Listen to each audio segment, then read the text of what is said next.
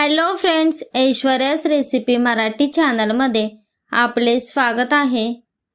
तर आज मम्मी सर्दी खोकल्यावर आयुर्वेदिक घरगुती काढा करणार आहे। आता थंडीचे दिवस चालू आहेत। हा काढा सर्दी खोकल्यावर अत्यंत गुणकारी असा आहे आणि महत्त्वाचे म्हणजे याचा कोणताही साइड इफेक्ट होत नाही।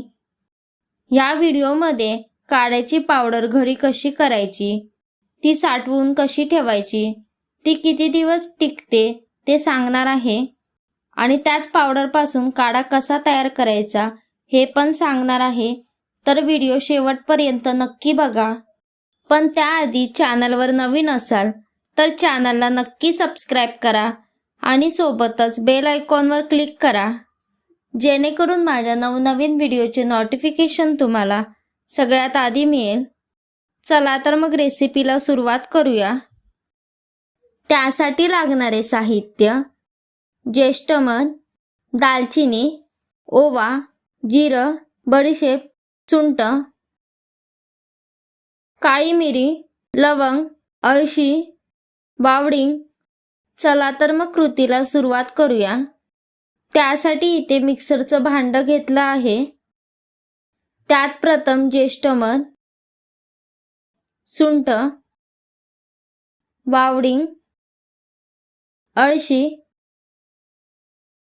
दालचिनी, ओवा,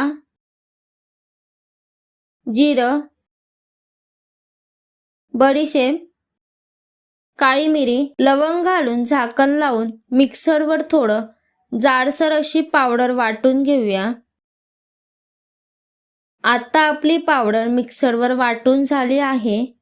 तुम्ही पाहू शकता आपण ही थोडी जाडसर अशी वाटून घेतली आहे।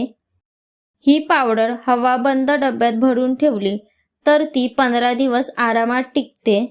चला तर मग आपण आता ह्या पावडरचा वापर करून काढा कसा तयार करायचा ते पाहूया। त्यासाठी गॅसवर टोप ठेवला आहे। टोपात 1 ग्लास पाणी घालूया। आता त्यात 4 ते 5 तुळशीची पाने,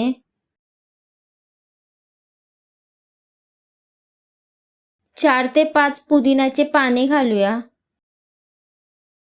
आता आपण जी काढ्यासाठी पावडर केली आहे ती 1 चमचा घालूया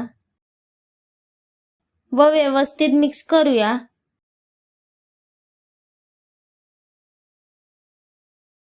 काढ्याला चांगली उकळी आली आहे। त्यात थोडा गूळ घालूया, चिमूटभर हळद घालूया। आता आपला काढा तयार आहे। हा काढा कमीत कमी 7 दिवस 2 वेळेस नियमित घ्यावा, खोकला नाहीसा होतो। अशा प्रकारे एकदा काढा तुम्ही बनवून बघा, खूपच गुणकारी आहे। हा काढा कसा वाटला हे मला कमेंट करून सांगा। व्हिडिओला लाईक करा, शेअर करा आणि अजूनही चॅनलला सबस्क्राइब केलं नसेल तर चॅनलला नक्की सबस्क्राइब करा आणि सोबतच बेल आयकॉनवर क्लिक करा। धन्यवाद।